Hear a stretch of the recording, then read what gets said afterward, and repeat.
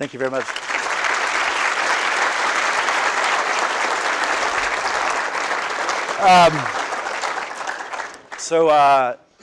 First off, Rick, I am also state school, University of Virginia.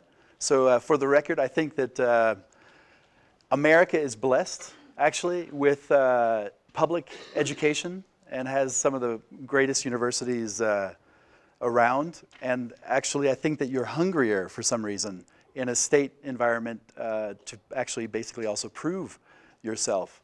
And so I think it's a fantastic education. And I really encourage you guys to take advantage of what you have here. This is one of the best schools of architecture that I've actually had the pleasure of visiting. I do have New Mexican, not roots, but I've been coming to New Mexico for the past 15, 16 years. My mother, who was the last person to actually make it to this lecture, I wasn't sure if she was like trying to tell me something by not showing up, but this is actually her first chance ever of seeing this, because I spent the last 10 years in Europe, and so it's actually a great honor to be here. I do come around New Mexico every so often, so I hope to actually be seeing you again at some point. I'm going to just put the lights down because it's more about what's on the screen. I'd like to basically explain to you how we think about architecture and to challenge you to actually think about it beyond buildings and to consider, no thanks, I don't need. The cameraman would like to. The cameraman, yes. Is it going to bother you? No, that's fine. So actually to think about and consider systematic thinking. And that's what this diagram really shows, is how are our cities, how are our buildings and our spaces actually linked together? How do we zone things? How do we live in those zoning decisions? How do we make policy? And what we're trying to talk about are the way that we use, say, energy, a simple resource. And it is kind of the current day that we actually use a lot of effort to create energy. We use it once, and then in essence we discard it, the waste product. And what we're looking for is a way of actually designing our cities and our buildings to actually create energy loops, so that you actually would able to create an energy source, use it, and then that the waste product of that would actually be a feed into a loop of once again using that energy for something, and then doing it a third, a fourth, and a fifth time. If you look, if we go to the supermarket today and you buy frozen chicken, well, that freezing of the chicken actually requires a lot of energy. Refrigeration. The refrigeration process to freeze the chicken creates heat. Now, when you walk by a supermarket today, usually you get a blast of hot air coming straight out of the supermarket because they don't want to keep it inside. What if we actually were to place a swimming pool on top of the supermarket and were to take the frozen chicken air and sort of blast it up into the pool? Now, I'm not saying that you need heated pools here in New Mexico, but there are other parts of the planet where a heated swimming pool and an amenity that could be useful for the entire city would actually be an interesting way to create these energy loops. So I'm going to show you a couple of projects that actually talk about how we sort of begin to think about that. Let's see, is this working? Doesn't look to be. So we call this hedonistic sustainability. That basically sustainability doesn't have to hurt. It's not about taking cold showers or flying less or having thick walls of insulation. That actually you can create, if you can create a better quality of life than we previously have had, then most people will be encouraged to move to that better quality of life. If you can actually create something that people want, they're going to make changes. If it's about taking cold showers or flying less or having small windows, then the likelihood of that change actually occurring is quite slim, or it'll only speak to a very small portion of the population. So in this concept of hedonistic sustainability, we're going to go to ground zero of where everything kind of imploded. This is 2009 in Copenhagen at the climate conference. This is when the UN was trying to create a charter that basically would lay out the framework for the future and how we would deal. What this moment sort of crystallizes is that this is not a party. You have basically Gordon Brown, Sarkozy, Merkel, Obama, Barroso. Everybody is finally realizing that on the national institutional level, we do not yet have the ability to make agreements across nationalistic and sort of regionalistic entities. The UN is not mature enough to actually figure out how to go across all of these conflicting interests. So rather than saying that we're sorry to the next generation, actually responsibility falls one notch lower and it becomes local. That means that we now carry that responsibility. Mayors, regions, architects, yourself, we now need to create sort of that change that we can sort of begin to implement, to talk about so that our nations can follow. This is an image that was taken a few months ago. It affected me quite severely, but it affected me in that I was basically in an entirely new neighborhood was constructed through this event. You all know Soho, you all know Tribeca. Well, there was a new neighborhood created, and it was called SOPO, South of Power. And what is also interesting is that there's really only a couple of buildings lit, and they all happen to be in the financial district.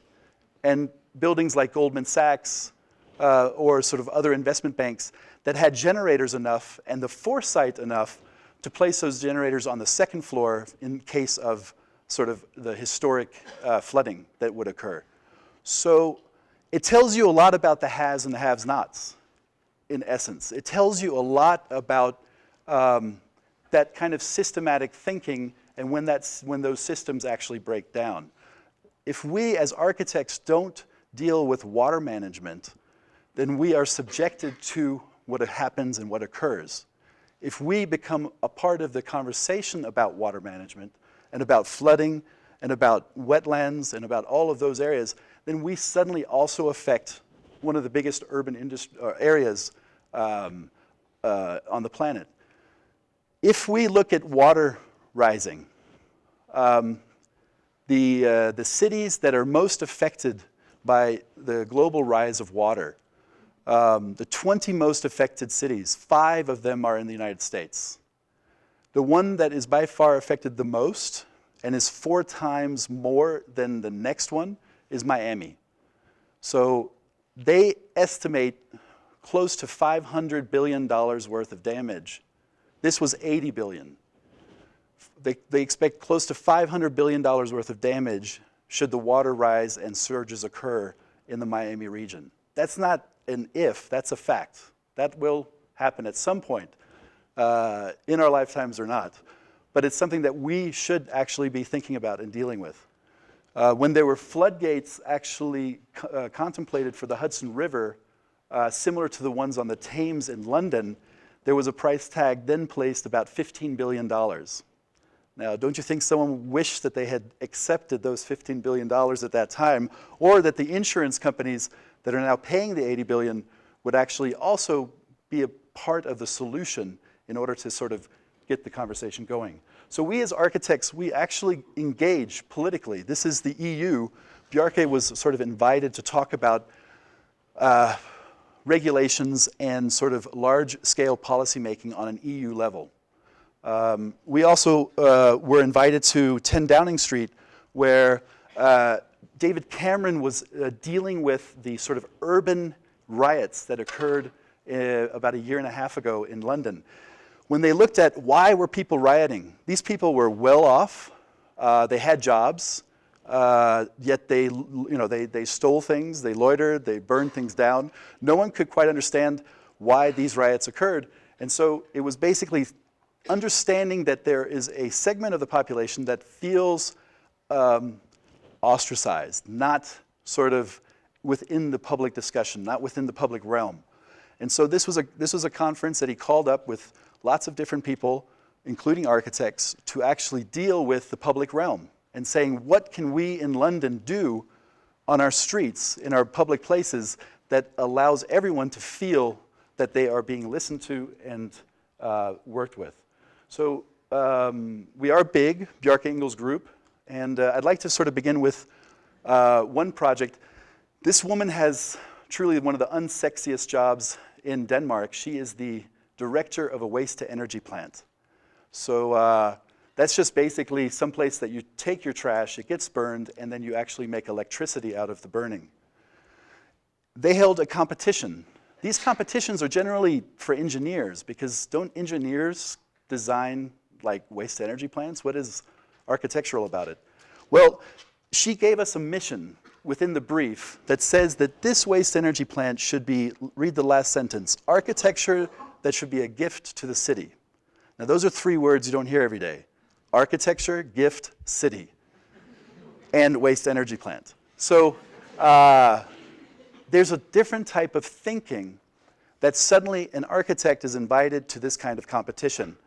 And this is what these kinds of facilities usually look like. They are huge boxes with lots of technical stuff inside and a smokestack that just puffs a lot of bad stuff into the air.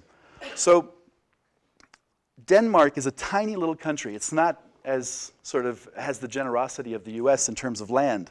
So you can imagine that since World War II, for the past 60 years, they have produced a lot of trash, but they have no place to put it. So they burn 54% of their current trash to make electricity. They recycle 40%, and they only put 4% into landfill. America recycles 1% and 99% goes into landfill. When we won this competition, the first phone call that I received to congratulate me was really, really great. It was from the Pentagon. And there's a guy on the other side of the phone. He goes, I heard you guys won waste-to-energy plant for energy. Energy, electricity? Yes, sir, we did. You mean our trash is energy? And yes, you can actually make electricity. Well, we have a lot of trash. And right now, I've got people driving trash in trucks getting shot at, and then I've got fuel trucks coming across the desert with folks getting shot at. 20% of the casualties in these wars are actual people just trying to get fuel sort of in and out of the areas that we are placing our soldiers. So if you think about it, this is something that is actually interesting not only for a city, but for a lot of different areas. So our one that we're doing is the one circled in red. It is in the center of the city. Now 400,000 tons of waste go in every year, and 550,000 people receive their electricity in this way. Now because it's so central, and if you look right there, this is where the Queen lives. Let's see if that's working. That's the Queen, and from her bedroom she sees it. So of course it's got to be pretty, and that's why they asked architects to be involved. It's going to be the largest volumetric building in the history of Denmark. It's 100 meters tall, and it is the size of, I'd say, about probably 6 or 7 football fields. And right now, if we talk again about sort of carbon footprint and what people are doing, right now, Danish people, they live in the flattest country, or one of the flattest countries in Europe. And they drive 8 hours, bless their souls, to Sweden to ski 120 meters down this hill in Sweden. And then they drive 8 hours back. We decided that if we're designing a 100-meter tall building, what if we grafted a ski slope on top of it? We have piles of trash, mountains of trash. We love mountains of snow. What if we combine the two? And here's the facility. That's what we actually want to do. We want a green slope, a blue slope, and a black diamond slope. We want to take you up with an elevator and then have a little panoramic restaurant at the top. and then have a lot of different activities that are now basically supported out of this facility. We won the competition because it actually answered that question that she had, which was architecture, which is a gift to the city. And now the city has it spent a year politically going through the approval process, and it is, the groundbreaking is March 4th, so on Monday. It is a 450 million euro project. So of course, Denmark is in Scandinavia. It has snow, natural snow. It falls about 3 months of the year. So you could go skiing, of course, anytime in those 3 months. But we also want to go bikini boarding in the summertime. And we do that actually by looking at what the other technologies are. This is a pile of trash in the south of France. And for the past 20 years, they have built a synthetic recycled plastic texture that is like snow. Even alpine teams practice here and go moguling or half-piping down this carpet, you could call it. And so we're going to take this technology, place it on top of the facility so that it's year-round skiing. And then when the snow comes, it actually is insulated by this and therefore stays longer. So back to this, about creating loops. So in this facility, we are talking about harvesting the rainwater. We're talking about using that then through the gray water system. We're talking about really allowing for the natural daylight to go in and create chimney effects, and then for all of that, for the building that creates energy in some aspects to then feed back into the loop of Copenhagen. So that the building, a waste-to-energy plant, could have the same branding quality as the Little Mermaid. So the next time you come to Copenhagen 2017, you actually can ski right in the center of town instead of driving to Sweden. Now, we are human beings, and the way that we change our sort of life is through information.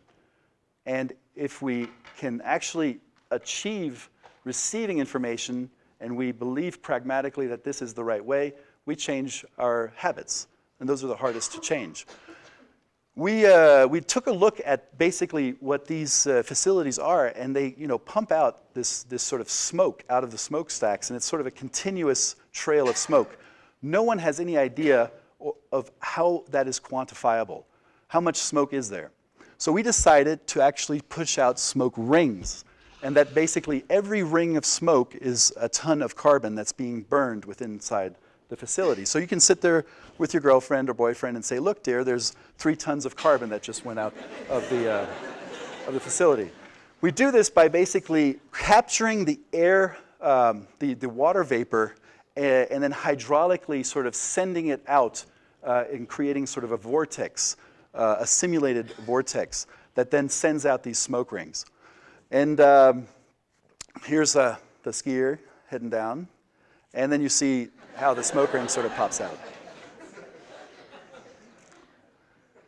So I encourage you guys to pop over, even before 2017, to truly see what's happening in Copenhagen. As when I moved there 10 years ago, it was really, really amazing what can be done. This is a natural vortex and cloud that it was produced or is produced in Mount Etna, because there's a rock formation that sends out these natural smoke rings. So a couple places in the city where you can see it. So that's not architecture, right? That's like something completely foreign. But I think it is architecture. I think that we should widen the bandwidth of what is acceptable or what is perceived as architecture. We had a car company, I'm sure you know who it is, come to our office and say, can you help us? We're afraid. And we said, what? You guys are selling more cars than ever. This is your best year. They said, yes, we know. But when you architects are showing visions of the future in 50 years, you're always showing really happy people on bicycles. There's never a car in any of your renderings. So if people actually believe what you're doing, then they won't buy cars. So they were coming to us in Copenhagen, because Copenhagen has also right now a bike ridership of 35% of all commuters ride bicycles. And the city is trying to create super highways. They are literally making the bike paths wider than the roads so that there is a psychological shift and saying that cars are now secondary and bicycles primary, and they hope to push that ridership up to 50%, which I think they'll achieve. So it's actually interesting that the car company Audi came to us in Copenhagen and said, please teach us how to sell cars in the future. And then we said, okay, that's an interesting thing. When we did a little bit of analysis, we learned that the four rings are actually four separate car companies that all came together during the early 20th century. And that Audi's incredibly basically interested in and saying that we are a company that believes in the future and the future of through technology. And we said, well, what are you? And they said, we're a car company. And we said, okay, let's start there. We believe you're a mobility company. And that just as you can have four wheels, you could have two. Audi bikes, Audi trains, Audi blades. So that you're creating a mobility company and that you're creating an Audi experience no matter what technology or what means of transportation you're using. So that new car smell, that kind of leather interior, that sound of the door slamming shut, all of the things that Audi is so proud of, why not have those in trains? Why not have Audi trains? Wouldn't that be wonderful? Why not encourage bicycle riding? Why not be a part of the new wave so that you're actually able to encourage and support the mobility which they have been doing research on for generations? We took it one step further because they actually liked what we were doing, and we said, okay, let's do driverless cars, cars that drive themselves. Now, if any of you who've actually done a little bit of reading, this is our current condition. Any of you who have done a little bit of reading have heard of the Google car that drives itself. Google is spending a lot of research development money into driverless technology. Well, this started back in the sort of the mid-70s, where you had different engineering schools having tests, like a contest of creating robotic cars that were using GPS and different computational systems. And so there's a development that's been occurring over the past 3 to 4 decades, where in '95 you had sort of a car driving across the US 5,000 kilometers almost on its own. The next year they had 8 cars using the same technology. Now you can actually notice what driverless technology does over our current situation. Now, the distance between cars today is dictated by how bad the driver is in the other car. When you take out that unpredictability of the other driver, then you basically have an ability to use less space between cars, because the cars are all computationally sort of set and are understanding and feeding in data constantly about all of the other information that is around them. So that is something that we want to sort of take on spatially, because that's a spatial issue. And so if you take a look at the cars that are winning these awards and how this technology is going into anti-lock brakes, self-parking systems, cars are really becoming more and more automated. And if you consider that we are in metros all the time with driverless, so they run 99% efficient, whereas the ones with people run at a much lower rate. So you take the unpredictability out and you actually are able to be much, much more efficient. We've been flying in cruise control airplanes all the time since the 70s and have no issue in terms of fear or in terms of that the computer is going to take over and send us into a tailspin. We've had cruise control for a couple of decades. So here you have sort of the growth of technology. And now I'd like to take it to a sort of a city level, urban level. This is Barcelona Downtown, which is a city designed for the foot. Same city, Barcelona, but now it's designed to the carriage, the horse and carriage. So you have city blocks, and you have La Ramblas. Then you have public transportation. Moscow was a city that was laid out very much with the metro in mind, the subway. So you had garden cities, kind of an idea where you would sort of pop out and all the buildings would be very tall residential buildings on pilotis, and then the garden would sort of run all the way through and you would have a lush garden that you were living in. Well, this is kind of like the American standard, which is that sort of the car and the geometries of the car sort of take over. This is the 405 and the 10 interchange in Los Angeles. Now, if we take just the geometry and scale that interchange with downtown Copenhagen, it is phenomenal how much space we give over to just sending the car in 4 different directions. Now, we've given the Department of Transportation valuable real estate in how we live. Are we ready as architects to allow traffic engineers to dictate how our cities should be? That's the question that we're asking. Because basically, we want to get places fast. That's the idea. And these are basically the geometries that are coming out of the Department of Transportation. We're asking, what could architects actually contribute to that discussion? And if you consider that if you did a little bit of analysis and you were to go back 110 years, you would be traveling through London at about 16 kilometers an hour through the city. Fast forward to today and you're traveling at 16 kilometers an hour through the city. So there has really been very little in terms of actually figuring out how to get people faster from one place to the other. And that's really what we should be thinking about and the problem to solve. If we take a look at the number of people are the same, but the terms of the footprint that those people require in terms of space, bikes to cars to a bus, is different. So if we look at spatially the sort of different modes of transportation and then the spatial requirements of those modes. So here's what I explained before. You have basically the ability to sort of bring in 12 cars in the space of where 4 cars would be driving today. So today we spend about 15% of our cities on asphalt and corridors. We could now basically have the same number of cars, but only use 5%. That leaves 10% of extra space. That can be used one of 2 ways. We're going to grow as a population, so we need more streets. And we can actually have room for that growth.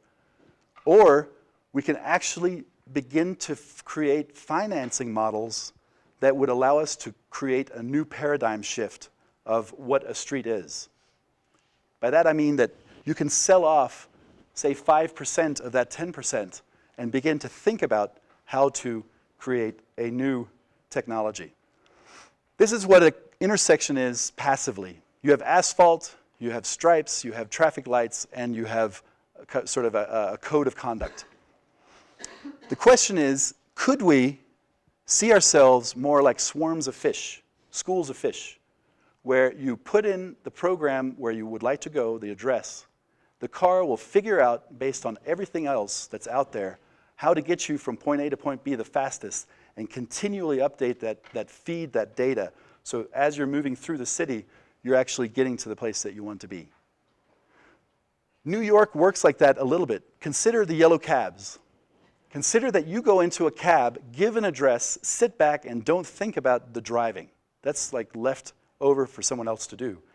You don't even perhaps think about how you're getting from point A to point B. You're just in your own little world, working, texting, or doing something, speaking, having a conversation in the back seat. So this is what we hope and see as a model. Now, Audi liked what we had actually produced, so they said, we'd like for you to show us what does that mean. So they invited us to create a one-to-one smart street.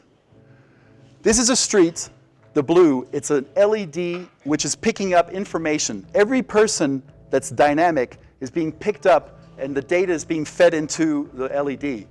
The car is driving and those are the arrows. As the person nears, the car veers away from the data that the person leaves, the footprint that leaves behind. If someone comes in front of the car stops. And then the car starts again when the person is actually away. So it's basically creating a smart street that you could actually create a new paving pattern. You could change the way that lanes flow into a city, out of a city, so you would need almost, half or 2/3 of the current lanes to move people in and out of cities. So we've taken this. This is a year ago in Miami. We did that with a concept car. And now we're actually looking to have Mayor Bloomberg allow us to take an entire city block of Manhattan and create this kind of smart street technology in Manhattan to sort of show people what could happen. Again, not architecture, it's transportation, but something that affects all of us. And it's about space. So we have the tools, we talk about the same things, and I think that it's really important that we actually engage those things. So we have offices in, we take things very seriously. We have a space in Copenhagen. We now just moved into this very large warehouse. We have the space in New York, which is also sort of a warehousey space. And we opened in Beijing just a couple of weeks ago, which I don't have a picture of. But we have, basically, our process is very iterative.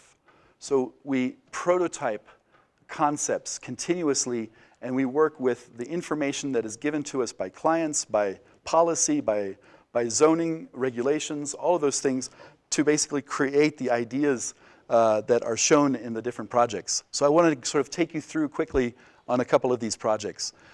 These are two housing projects. They were built in 2005 over here to the left. This is called the V and the M house, VM houses, because it looks like the two letters from Google Earth. And that one over there is called the Mountain. The VM was built in 2005 and the Mountain in 2008. It's a part of an entirely new district in Copenhagen that is being built from the ground up. I'm going to concentrate just on the Mountain. So this is what we received from the city, the master plan. They said we would like to have a parking garage and next to it a residential building. And this is also what I think is important, is that you don't just take givens as is, that you actually then try to analyze the givens to see if there's actually value in sort of coming up with alternative viewing of those. Because in reality, building regulations and zoning envelopes are points of discussion and dialogue with the city. And they sometimes take a long time, but the city should not see these as black and white. These are gray.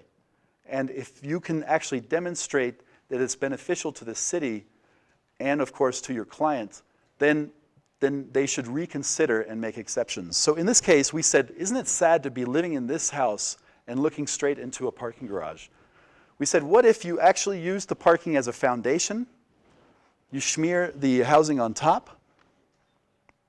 You make cutaways into the actual site. So you're basically giving away site so that these buildings that are very close actually have views. And then you place 80 units on top. And this is this entire district right here that is brand new. They're expecting about, this is not all of it, but they're expecting about 30,000 people to be moving there and about 25,000 people to be working there in about 10 to 15 years. The reason this exists is as a result of this. This is 1960s, 70s suburban dream. Every Danish family wanted to have a little patch of green. The kids could go out and play safely. The dog could run around. And basically the same as any other place. And Denmark had so little land, so they had to do something. So the city said, okay, we're gonna create basically dense cities. But these dense cities need transportation. So they built a metro that links to downtown, and from this stop it's 10 minutes, and it runs 24/7 every 6 minutes. There's no timetable, and it's automatic. There are no drivers. So it's an incredibly efficient system. You pop in, you wait 6 minutes if someone's left, or 3 to 4 most likely, and you pop into town. They have designed this new part of the city not to have parking garages in each individual project. So our projects, the VM house has no parking, 250 units. but then they place parking in strategic locations in and around the facility. So our second project was this 450 space garage with the housing on top. This is a shopping mall, that's an office tower, there are sports greens, there are high schools, there are libraries, they're building everything from scratch. And here's the financing model. So they built a metro to nowhere. There was nothing built there, only the metro. The metro, of course, costs billions of dollars. They actually build it to nowhere because the city owns the land on both sides. They sell the land then at a higher premium because it now is connected to the city. So what you have to do is you have to trust your public officials to be doing the right thing, because maybe the metro is open 10 years before the ridership actually goes to where it sustains itself. So that trust factor is what I feel sometimes is missing in America, is that we don't trust our public officials, we don't trust large-scale thinking, so everything gets broken down into smaller sound bites. And this project is, this is the 450 parking spaces, and parking needs to be aerated because it's got bad air. So we needed to perforate the metal panels. And we went to the perforator and we said, look, we don't want just a standard grid of holes. What can you do? And he goes, oh, I just got a brand new machine. He was like a little kid at the candy store. He goes, I can do 6 different size holes. So we then gave him a picture of Mount Everest, and he punched in with 6 different size holes, basically the largest sort of black and white image of Mount Everest. So you're living in the flattest country of Europe, but you live on top of Mount Everest. And then it has basically it has an inclined elevator that takes you to your flat. And everything on the inside is very colorful because the cars are metallic, lots of colors. When you then move into your unit, it becomes very neutral, hardwood floors, and the focus is on the nature outside. So with just sort of fingertips, you can open sliding glass doors, and you have a 600 square foot terrace. So not a smoking balcony, you have a place to entertain, you have a place to relax, you actually have a place to be suburban, but you're 10 to 11 stories above the ground. So what we wanted to do with this project is that we didn't want to say suburbia is bad, because suburbia has a lot of wonderful qualities. We just wanted to take all of the good qualities of this suburban house, the safety, the greenery, the sort of meanness, not meanness, meanness, and sort of give that and just make it more dense, so that we can create models of dense living, which is where I think most cities really have to go. Those 2 projects, VM, Mountain, are all designed for the same client. And good architecture, as Mr. Thornbird would probably say, is that it's the combination of good clients with good architects. And that's why you really have to go out and find someone that will give you the chance to work with you and to collaborate with you to create those kinds of buildings. This is for the same gentleman, the 8 House. It is now 600,000 square feet with 500 units of housing, and was completed. So we were just up here. That's where VM and Mountain is. This is the southern portion. There are 32 projects, all of them already designed, but the crisis kind of put everything on hold. And this is now the 8 House as it's completed. This is just from a couple of weeks ago. So I'd like to show you kind of our office in Copenhagen. These are our front door. We have a very open space where everybody sort of communicates and can share at almost every level of where they are in the hierarchy. We have a very large model shop where we actually build all of these prototyping models at every kind of scale. And what I'd like to show with this video is to say what's really important about sort of working with cities and with building officials is the ability to communicate your ideas. So this is not a marketing video. This video was actually done at the beginning of the project when the concept was just crystallized, in order to help the city understand what the moves are that we were making. So that was actually a very small sort of group that we were actually going for. And Bjarke is basically going to sort of tell us about the making of the 8 House. Because again, the city had a master plan, and then we kind of tweaked the master plan to create the 8 House as it is today. This is Copenhagen, where you have the canal sort of going through the center, the really large park, which is what they want to preserve. That's why they're building dense. And our site is that sort of orange spot. And this is this new district, the master plan district, and the red is the metro that is taking you out to the site. So it's the last stop. And the city actually wanted to sell a piece of property that was 1 million square feet, and they wanted to have a huge courtyard, I mean, like of enormous proportions in the center. And our client couldn't do it. He could only buy 600. So this video basically convinced the city that to divide the parcel into 2, and then for him to just concentrate on the orange part. So if we just take a look at the orange part, it's basically this 600 square feet, and then there was a little tower on top. And we said, those little things on the top, that's not architecture. If you do a nice sliver tower and you put a little plaza around it, that's architecture. That's creating kind of something that the people in that area would now see as a space. So then we use historical references so that the people in the city can understand what are the moves that we're trying to make. So we're going between things that we're sketching out and then showing kind of things that they already know and can very quickly associate with in order to go further. So that's just to sort of explain that it is highly important to understand how to communicate those ideas in order to move the discussion. So the building was finished in 2010. This is the way that we envisioned it, and then how it was actually finalized and built. It basically, it's very much a design out of section. And remember that it is actually set being surrounded by buildings on all sides. So those buildings are just not there.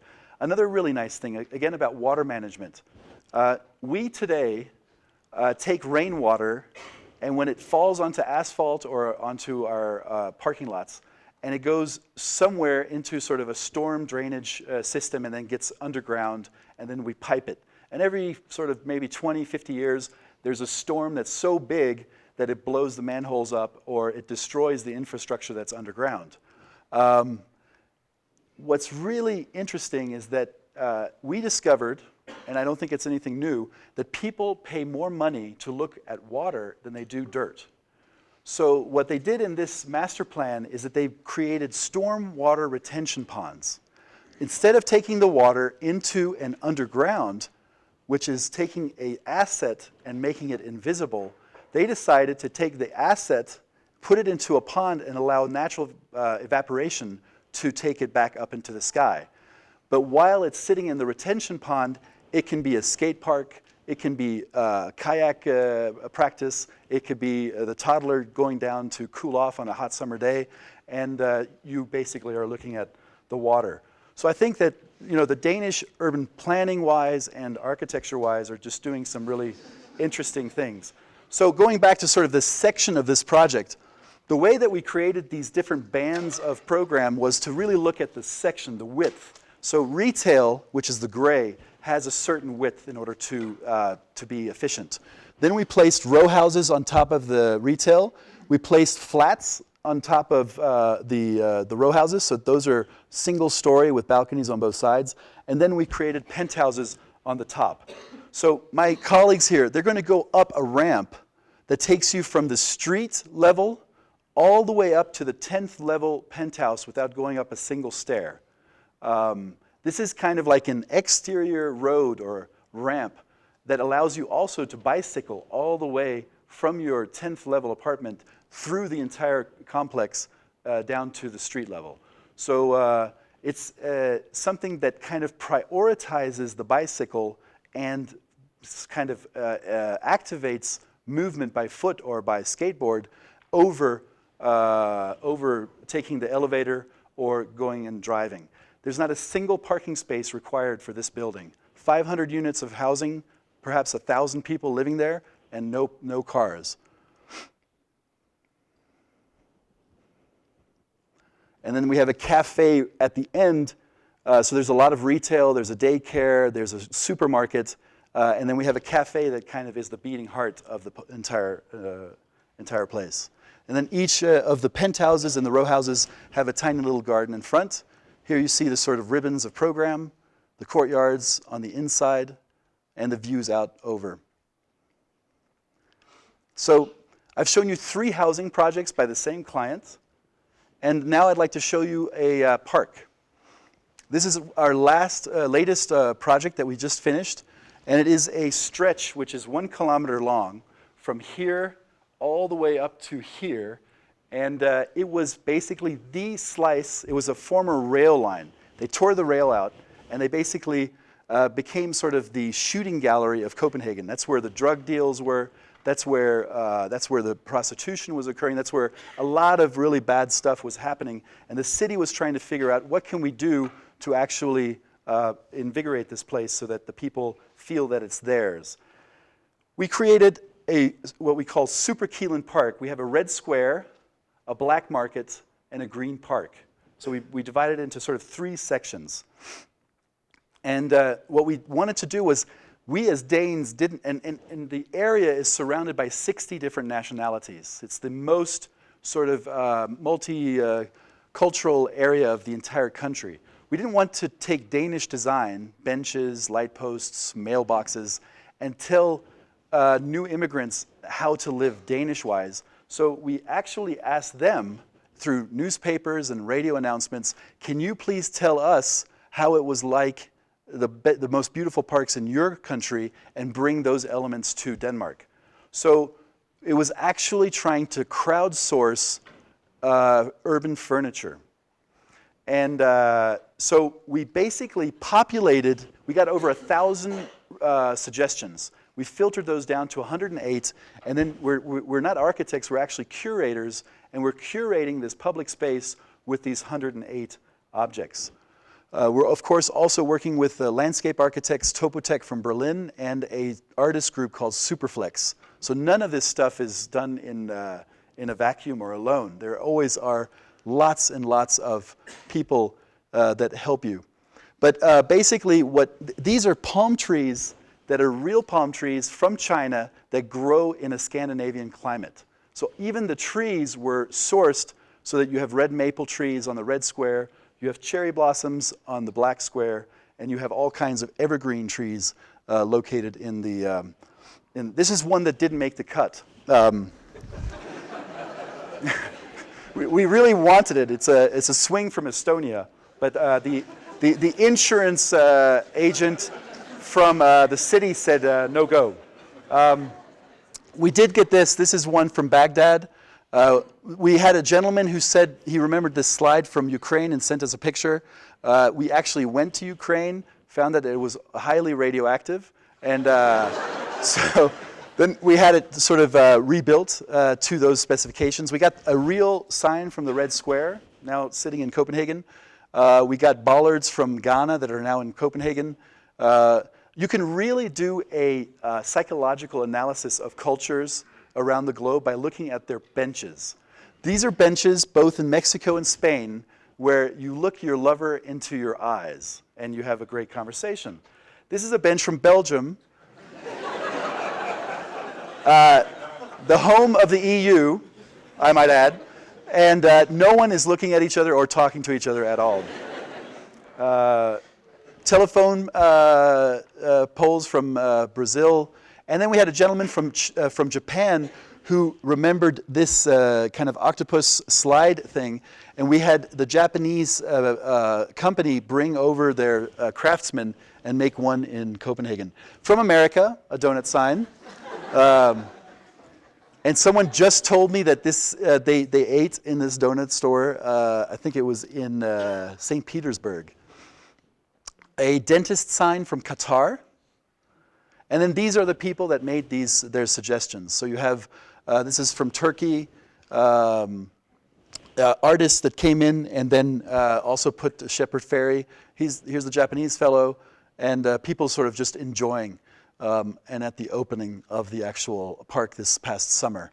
So that's a way to actually engage with the public. You often hear about these things, and they generally are very painful situations, actually. We had over 400 meetings, public meetings, for this project from 2007 until this year. So there was a lot of political or public engagement. Another project we did in China, this is for the Danish Pavilion in the World's Fair, or Expo. And we basically wanted to just have people really experience what it's like to be in Copenhagen, ride real bikes, and experience this pavilion on a bicycle. Bjarke even made it. We wanted to show that in Copenhagen, it's a harbor city, but you can swim in the water. The water is clean enough to actually swim in, and this is one of our first projects, which is the Harbour Bath in Copenhagen. And we wanted to take this clean water and demonstrate that even in Shanghai, even though you're a harbor city, you could actually have water if you wanted it that was clean enough to swim in. And so our guys actually popped in and demonstrated that it was possible to swim. And then we brought the real mermaid to China and set her in the center of the pavilion.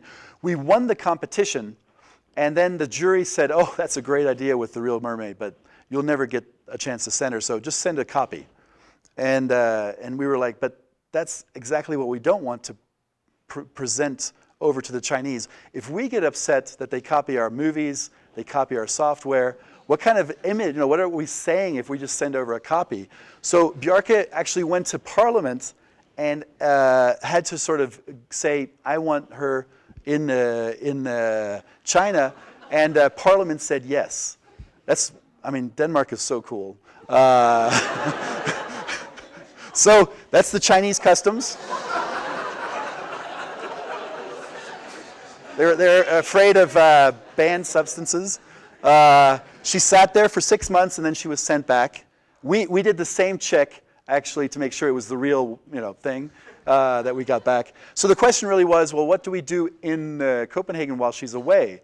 Well, we invited a Chinese artist to basically interpret her for Copenhagen while she was away. He hooked up this CCTV camera, which is the same spy camera that is looking at his house and his studio. So Ai Weiwei, for anyone who didn't know, is a Chinese artist, very, very controversial. And we asked him to sort of help us in sort of bringing the Little Mermaid to Copenhagen. Well, he set up a screen so that there was literally a live feed between her in Shanghai and Copenhagen. The beautiful and the art of this installation was that it was the only channel uncensored from China to the outside world. So that was, you could do anything right there and get away with it. I'm going to just close on a couple really fast because I know you guys are probably hungry. We're designing a sustainable skyscraper in Shenzhen. It's under construction right now. What do I mean by that? Well, a standard skyscraper has a glass wall, curtain wall, and you want to look out to see what's outside, but then also the bad stuff, the direct sunlight comes in and heats up the space. So what we wanted to do was to create a skyscraper that passively, through its sort of skin, kept the bad stuff out while still giving you the good stuff. So you still have, you block this direct sunlight from the predominant sun angles, and you allow for the views out. So what that creates is an office space that has sort of a filtered light feel that comes in. So in one direction you can see the entire city, and the other one you see sort of bamboo laced columns. And then we sort of, it's a little bit like a Miyake dress. You kind of like can take those sort of folds, take them out, and then you have floors where you have the food court or different places that all the people can come and enjoy the very large and generous view. You can also pull it out for the entrances and at the corners. So this is one that's currently under construction. It's about 1 million square feet, and it's actually the Shenzhen Energy Company that is building this because they want to promote that people use less energy. Isn't that funny? if you were Enron, your job is that Americans should use more energy. Isn't that screwed up? Because the Chinese, what the energy companies in China are saying is the demand for energy is growing at such an exponential rate. They don't have the ability to increase the actual production of energy for the growth that they expect. So the only way they expect to actually deal with the energy needs in 20 years or 30 years is for people to use less. And that's what we should be having our energy companies hopefully do too. Now we're in Vancouver, so it's a little bit of a hopping around the world. This is a Granville Bridge that takes you into this beautiful place that's in BC. We had a client, really funny story. He bought this property so cheap, and he was so proud of himself. This is the property.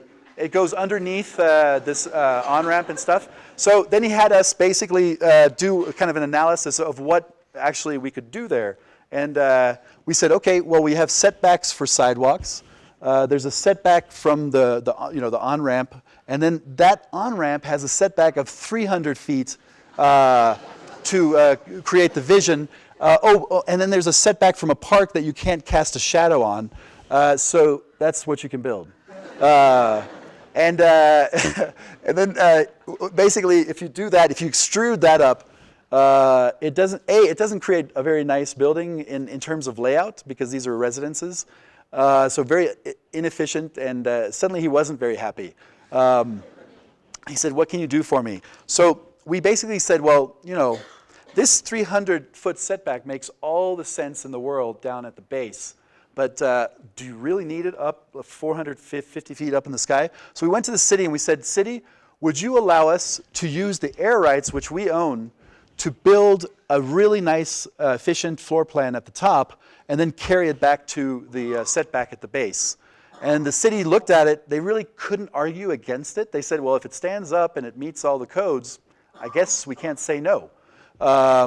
Basically, that's what where we're at. We just got the design commission to ratify it 2 weeks ago, and it's now in DD. And it's going to be, we're only the second foreign non-Vancouver architect to be working in Vancouver the past, I think, 30 or 40 years. So as you drive into Vancouver, it's going to be like this, the building kind of peels back like a curtain and says, "Welcome to Vancouver." It has a lot of different silhouettes wherever you look at it. And it's all residential at the top, and then it has office space down in the base. Those are the office triangles that you can see down at the base. And so much in Vancouver is about view angles and shadow casting. So you have to build like so many models to get these buildings approved.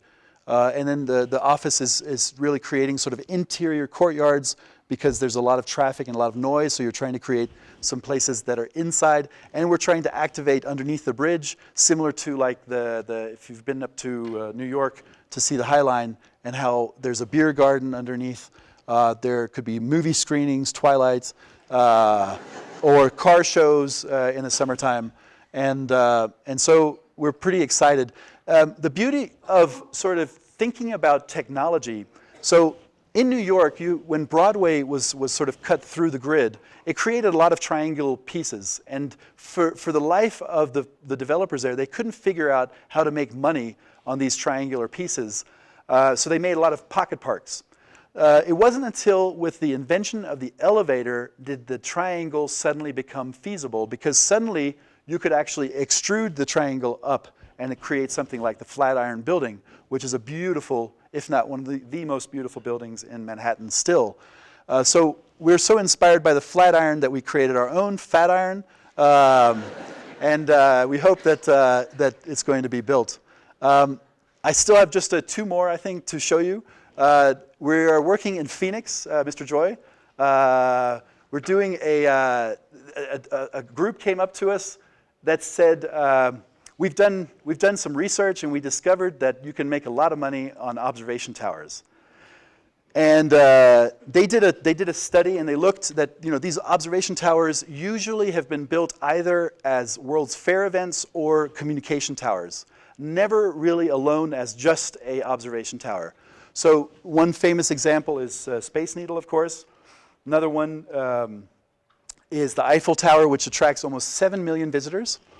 The CN Tower too, and they have basically a business plan that states that if they can get 700,000 convention goers, tourists, Phoenix residents, then this would actually pencil out. And just as an example, the Empire State Building has 2 levels of observation towers that generate $25 million in revenue. That actually pays for all of the taxes that they owe on that piece of property. So they actually generate profit off of the entire rest of the building. So it's a pretty interesting concept. We decided to do something where we would take the spiral of the Guggenheim, which is introverted, and basically create a stick with a spiral at the top that is extroverted and looking at the view. So you literally take the program, which they gave us, they provided us, you kind of stick it into what makes sense, and then you fatten it and sort of make it smaller. So this is not the actual eventual site, but this was one that we looked at the corner of the convention center. We see it as kind of a Google pin that you can just sort of place there. And you would basically go up in the Google pin, spiral down, and then pop back down again. So it's very, very basic. I mean, there's really, it's kind of just an idea, because what we've been asked to do is to just create a concept that can now be tested against the economics, against the political backing, and all of those things. So I'd love to speak with you, Rick, to see if this even has a chance in Phoenix. Here's some just a couple of plans that also the program can basically change depending on need. And basically what Phoenix downtown looks like. And that the elevators would go from outside. We want to keep the shaft as thin as possible so that you basically are just popping up through the structure and then coming down. We used the actual cantilevers as sun shading over the entire project. We're working with MKA engineers out of Seattle that did the Space Needle. And then I think I have also some interior shots. We're seeing it as site cast concrete. And it would have steps, terraces, as well as ramps. And the ramps would be, there's the ET moment right there. And we see it as either the big pin or the honey dipper. So that it could sort of become almost an emblem for the city of Phoenix. This is a project that actually Roger mentioned earlier. It's in Park City, Utah. And it kind of shows, well, what happens when Big moves from Copenhagen to the US? Like, what kind of projects are you going to produce? Park City was a silver mining town. You had these large sort of silver mining not foundries, but they collected and then separated the silver. This one was the most prominent building. It was 80 feet tall in the center of Park City. It really towered over the entire city, called the Coalition Building, and it burned down in 1985 due to an arsonist. So really, Park City was pretty sleepy and pretty one industry. Then when the mining kind of left, the city turned into having, instead of kind of plumes of silver mining, plumes of snow, and the entire kind of skiing industry took off. So the city kind of just turned its heel and became a resort town. It has, of course, a lot of arts and cultural events like the Sundance Film Festival. And the Kimball Art Museum took over this kind of automotive place, mechanics place, and has for the last 2 decades kind of occupied the cultural heart of this tiny little hamlet.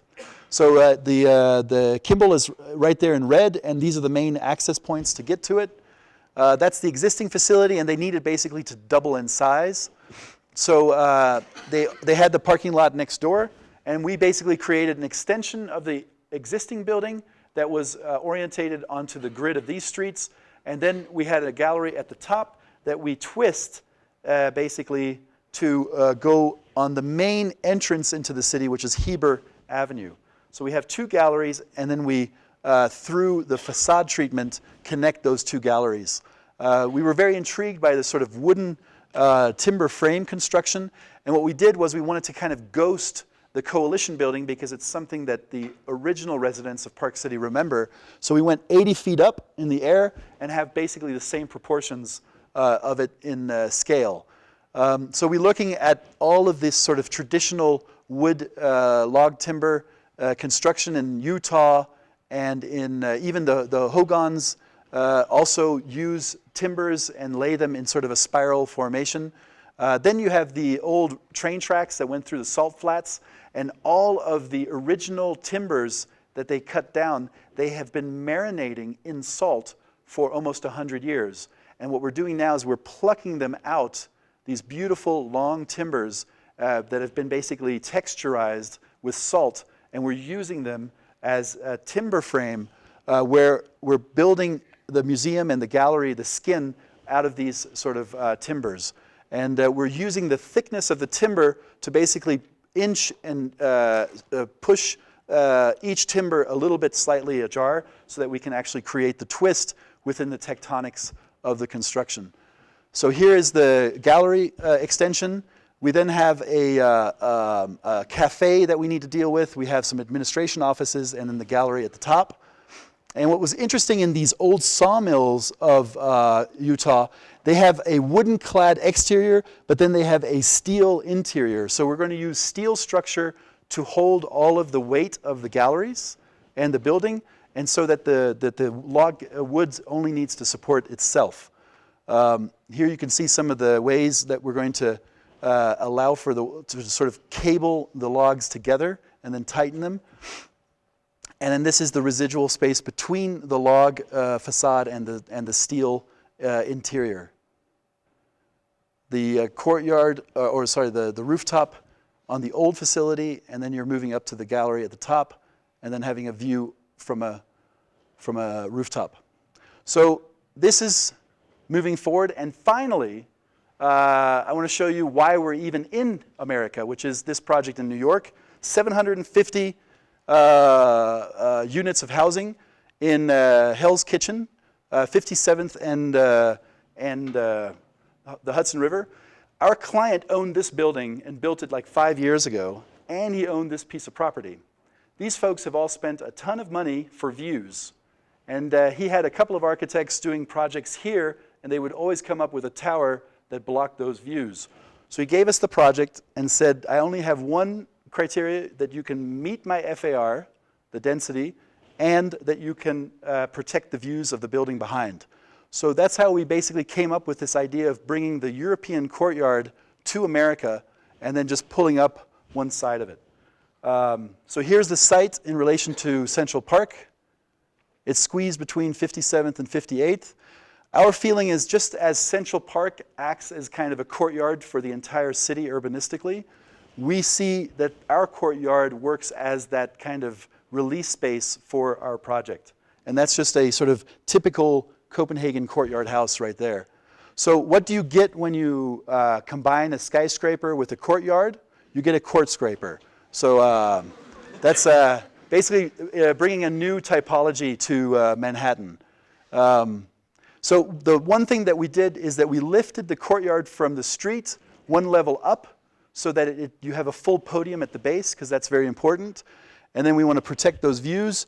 We pull up on the one side. It's south-facing, so the sun comes into the gardens. And we access everything through 2 elevator cores that are accessed through one lobby entrance.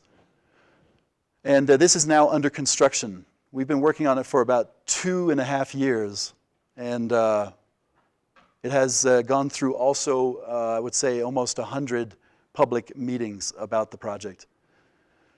And then the units, you come out, and then this is the view over the courtyard over to the river. And this is the construction site. This is already from this past November, so we have a few more months. And a little video that shows you what is coming in.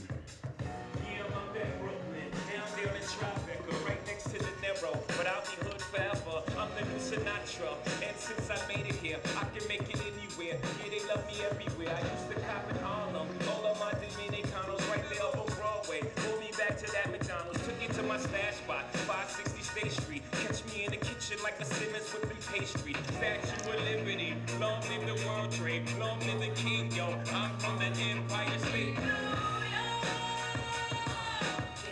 These streets will make you feel brand new. Big lights will inspire you. Let's hear it. New York, New York, New York. Thank you very much.